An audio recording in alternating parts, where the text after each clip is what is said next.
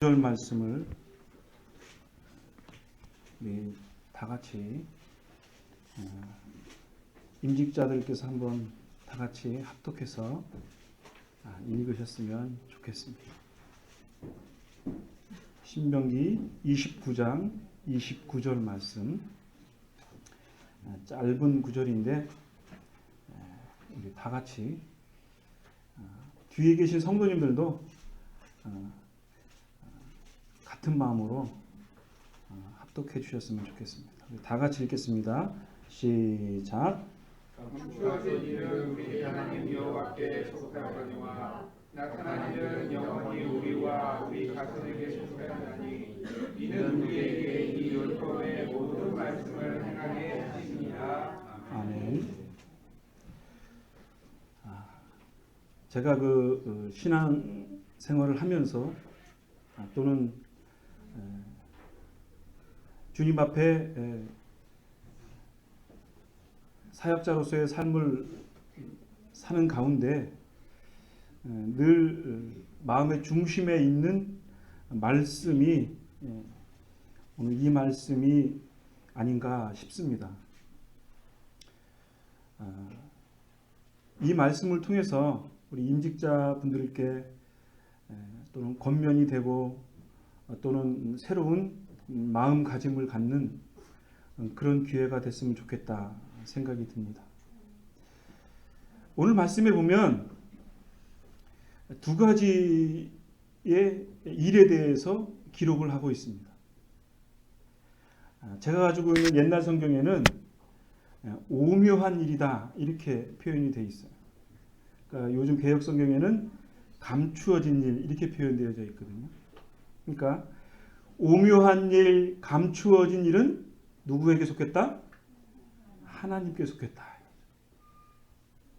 그리고 두 번째 나타난 일에 대해서 기록을 하고 있는데 이것은 나타난 일은 자손들에게 속했다. 이렇게 모세가 기록을 하고 있는 것입니다. 우리가 잘 아는 말씀처럼 이 앞장에는 어떤 내용의 말씀이 있냐면 하나님의 말씀을 잘 지키면 이스라엘 너희 민족들이 모든 민족 위에 가장 뛰어난 민족이 된다. 그 약속의 말씀을 하고 있고 또 다른 측면에서는 너희들이 하나님의 약속의 말씀을 버리고 하나님 앞에 범죄하여 악을 행하면 하나님의 저주가 이스라엘 너희 민족에게 임한다. 라는 그 두 가지의 말씀을 하시면서 오늘 29장 맨 마지막에 이 말씀을 하고 있는 것입니다. 그러니까 모세가 이스라엘 백성들 앞에 놓는 거의 마지막 거의 이제 그 인생을 얼마 남지 않겨놓는 그런 시점에 당부의 말씀이기도 한데 이것이 오늘 임직자들에게도 해당된다 이거죠. 뿐만 아니라 저에게도 해당되고 여러분들에게도 해당된다는 거죠. 하나님이 하시는 일이 오묘하고 감추어져 있고 신비스러운 일이기 때문에 사실 저와 여러분들이 하나님의 그 신비스러운 일들을 이해한다는 건 참 어려운 면이 있습니다. 여러분들 경험을 하셨을 것 같아요. 어떤 분이 똑똑해. 세상적으로 보면은 소위 말하는 아주 그 똑똑한 사람이야. 근데 구역장을 맡겨놓으면 그 구역이 막 부흥할 것 같은데 구역이 없으시는 경우도 종종 있어요. 또 어떤 경우는 세상적인 기준으로 봤을 때 이게 좀 뭔가 좀 구역장을 감당 못할 것 같아. 근데 그 사람을 구역장을 딱 맡겨놓으면 구역이 부흥되는 경우를 경험하게 됩니다.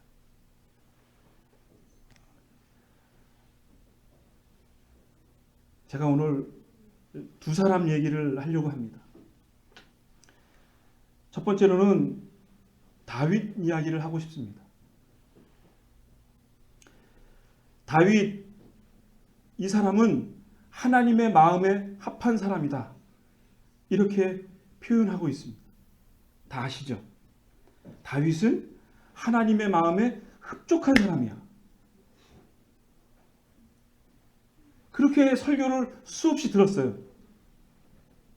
그런데 다윗에 대해서 우리가 조금 공부를 한 사람이면 다윗이 얼마나 형편없는 사람이냐, 다윗이 얼마나 실수를 많이 한 사람인가를 쉽게 발견할 수 있습니다. 그런데 놀라운 건 하나님이 그런 다윗을 하나님의 마음에 합했다, 이렇게 표현하고 있어요.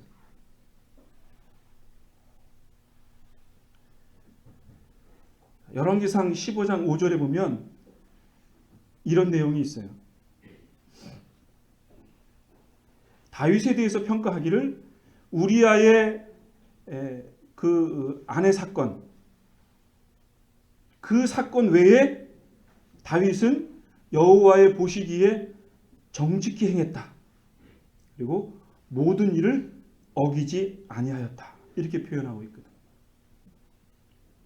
그러니까 다윗의 가장 큰 실수는 뭐였냐면 왕궁에 있었을 때 우리아의 아내를 자기의 소유로 삼은 거예요. 결국은 그 죄로 말미암아 다윗의 나머지의 생애는 정말 비참한 삶을 살게 됐어요. 그런데도 하나님은 그 다윗에 대해서 하나님의 마음에 합한 사람이라 이렇게 평가하고 있다는 거죠. 그러니까 이게 놀랍다 이거예요. 우리 일반인들이 생각하는 상식과 하나님이 바라본 관점이 다르다 이거죠.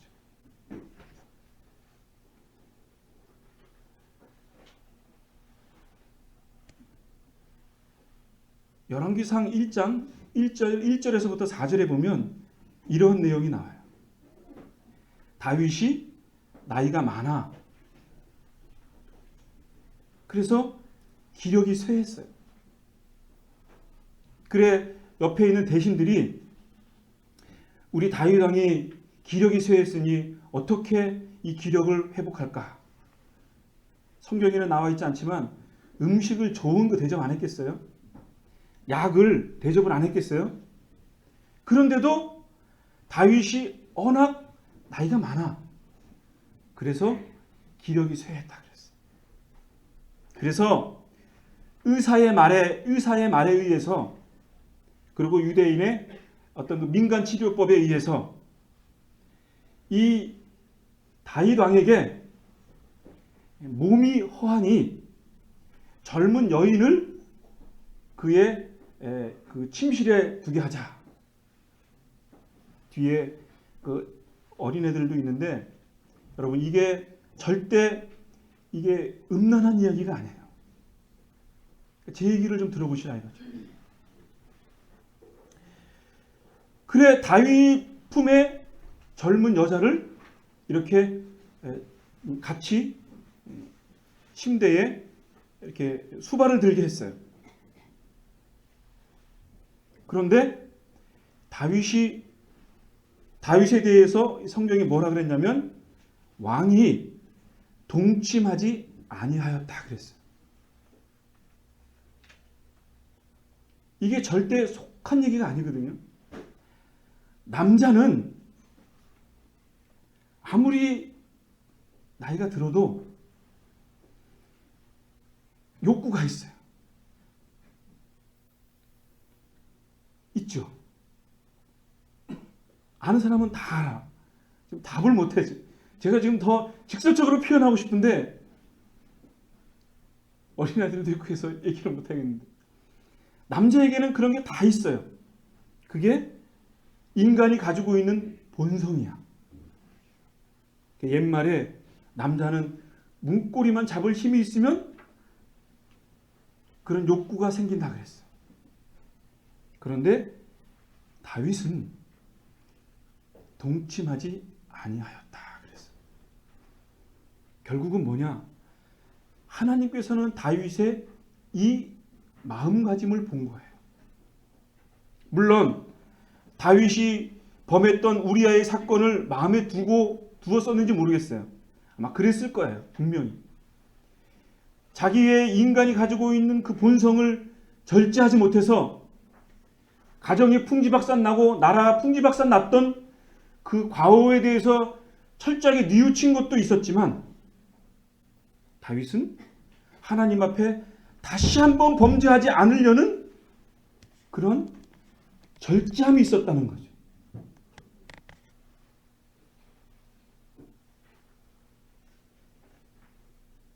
결국은 하나님께서는 다윗의 이 마음을 보시고 그의 후손을 통해서 예수님을 낫게 해주시는 인류 구원의 역사를 이루신 그 사건이 하나님께서 이루신 오묘한 사건이다 이거죠.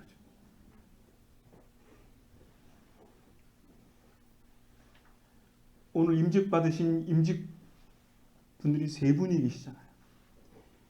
네 분이에서 좀 6분이 계시니까 굉장히 아름다워. 굉장히 보기가 좋습니다. 아마 이런 의미는 옆에 분들도 내외 분들도 주님의 일을 할 때 협력하겠다 그런 의미죠? 맞죠? 그런 의미라고. 여러분들의 사역 속에 여러분들의 생애 속에 다윗과 같이 범죄할 수도 있고 큰 실수를 범할 수 있을지 몰라요.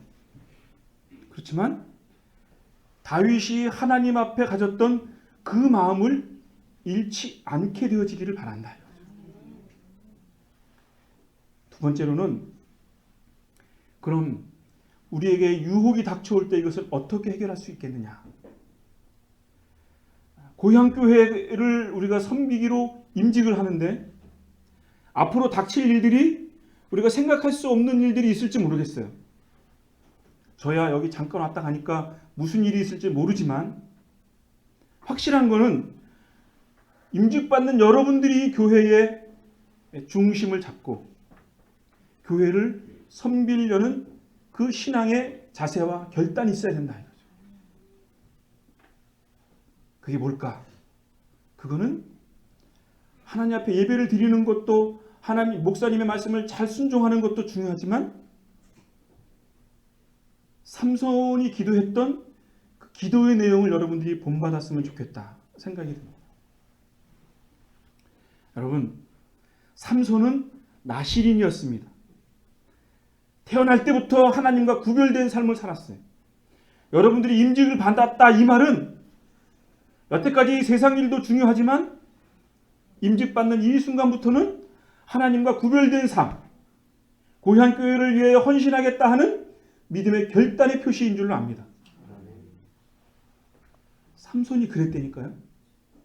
그런데 삼손의 일대기를 쫙 읽어보면 삼손이 기도했던 내용이 딱 2가지가 나와요. 놀랍지 않아요? 하나님 앞에 구별된 삶을 살겠다는 삼손의 일대기에 2번뿐이야 기도 내용이 안 나온다니까.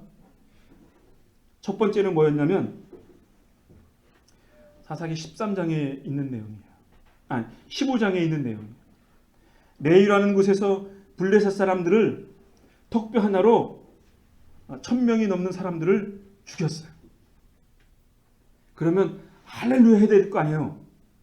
하나님이 나에게 힘을 주셔서 감사합니다 하고 감사의 제사를 드려야 되는데 이 멍청한 삼손 이 자식은 무슨 기도를 했냐면 내가 1000명을 죽이느라고 목이 마릅니다. 하나님 나에게 목이 마르니 목을 죽일 수 있는 물을 주세요. 그 기도를 했어요. 삼손이. 그래서 부르짖는 자의 셈이라는 에낙고레라 나는 샘물을 이름을 짓게 되는 삼손의 기도가 있어요. 마지막으로 2번째 기도가 있는데 그거는 사사기 16장에 있는 내용이에요. 어떤 내용인지 감이 오시죠? 삼손이 눈이 빠지고 힘이 없어서 노예의 맷돌을 갈고 있었을 때 어느덧 그의 머리가 이렇게 자라기 시작했어. 어느 순간에 맷돌을 가는데 자기가 알 수 없는, 전에 느끼지 못했던 기운이 느껴지는 거야. 그러면서 기도한 내용이 뭐냐면, 하나님, 나를 생각해 주시기를 원합니다. 이번만 나로 강하게 하사 원수를 단번에 갚게 하옵소서. 그러니까 단 한 번의 기도를 한 거예요. 정직한 기도 한 번 한 거예요. 그게 뭐냐? 마지막으로 기도하는데 나에게 한 번의 힘을 주시면 하나님 앞에 귀하게 쓰임을 받겠습니다. 라는 마지막 기도를 한 것입니다. 결국은 하나님께서 그 기도를 들으셔서 신상의 기둥을 무너뜨려서 블레셋 사람들을 살아서 죽였던 것보다 더 많은 사람을 죽였다라고 성경이 기록하고 있어요. 임직받는 여러분들, 하나님이 다윗처럼 이스라엘이라는 나라를 건국시킬지, 이방신의 신상을 무너뜨릴지, 어떻게 쓰일지 사실 아무도 모릅니다. 저도 잘 모르겠어요. 확실한 것은 여러분들의 생애를 통해서, 여러분들의 수고를 통해서, 여러분들의 직분을 통해서 하나님 앞에 귀하게 쓰임 받기를 간절히 원한다 이거죠. 그래서 오늘 신명기 29장에 있는 말씀처럼 하나님께서 여러분들을 어떻게 비밀스럽게 쓰실지, 어떻게 오묘하게 쓰실지 알 길이 없어. 그러나 제가 오늘 여러분들에게 당부하고 싶은 건 뭐냐면, 하나님께서 나타난 일을 통해서 영구히 자손들에게 기록하게 하셨다는 것처럼 임직받는 여러분들의 고향교회를 섬기는 그 섬김을 통해서, 오늘도 사진도 찍고 열심히 찍으시는 것 같은데, 고향교회의 역사의 한 페이지에 남는, 그리고 고향교회의 믿음의 후손들에게 역사의 한 페이지로 남는 그런 귀한 사역자가 되어지기를 주님의 이름으로 부탁을 드립니다. 아멘. 오늘 임직받는 여러분들은 하나님 앞에 붙들린 붓입니다. 하나님이 여러분들을 통해서 고향교회의 역사를 아름답게 쓰기를 오늘 기대하신다. 뒤에 계신 여러분들도, 앞에 계신 목사님들도 지금 기대에 차 있어. 어떤 하나님의 오묘하신 역사를 일어날까? 고향교회에 어떻게 하나님의 아름다운 믿음의 역사가 기록될 것인가를 기대한다 이거죠. 네 분들도 협력해서 아름다운 고향교회의 역사를 이루기를 주님의 이름으로 부탁을 드립니다.